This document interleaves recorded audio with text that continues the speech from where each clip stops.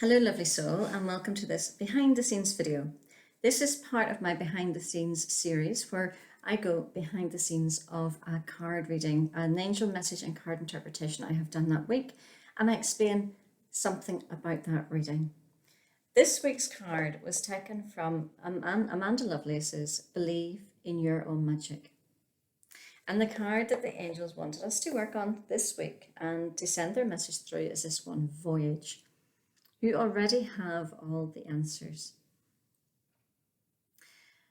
The behind the scenes video this week is about going into symbols in more detail.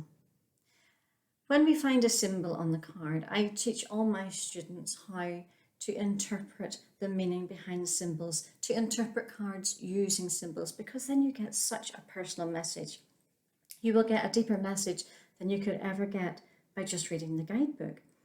So you can have symbols on the card such as the map, such as her clothing, such as the whale, the sea. All of those are symbols and they all have meaning. But sometimes a symbol will invite us to go a bit deeper. And in this case, it was the moon. Whenever I see the moon, I think of feminine energy, or the moon lighting my way, lighting my path whenever there's darkness all around me. But this moon is a crescent moon, so it was inviting me to dig even deeper. What does a waning moon, this crescent moon that's getting smaller and smaller, what is the meaning behind that? Because the meaning behind the waning moon is different from the meaning of a total moon. It's different from a waxing moon, from a full moon, and from a new moon. It's a different phase in the moon's life cycle that is repeated every single month. So sometimes you are encouraged to go deeper and you'll feel it inside yourself like I did this time. Sometimes, for example, you might see a tree on a card or a flower on a card. Sometimes it suffices if the tree catches your eye or the flower catches your eye. Sometimes it suffices just to interpret the meaning of the general tree and the general flower. But sometimes in your heart, you know, I need to go deeper. And you look at that tree and you think to yourself, well, what tree is that? Is that an oak? Is that a cherry blossom? Is it a fruit tree?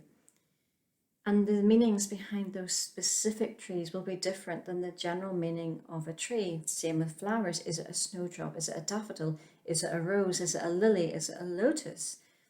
All those specific flowers will have more in-depth meaning and a different meaning from if you took the meaning of flower in general. So there may be a time that I would have pulled this card and it felt fine just to interpret the moon. If the moon caught my eye, I just had to interpret the moon and the meaning. But this time, whenever I saw this card, I knew I had to be more specific. I just felt it rising within me. My intuition was screaming at me. You need to be more specific about the phase of the moon in this card, because the phase of the moon had more relevance to the message that the angels wanted to pass on.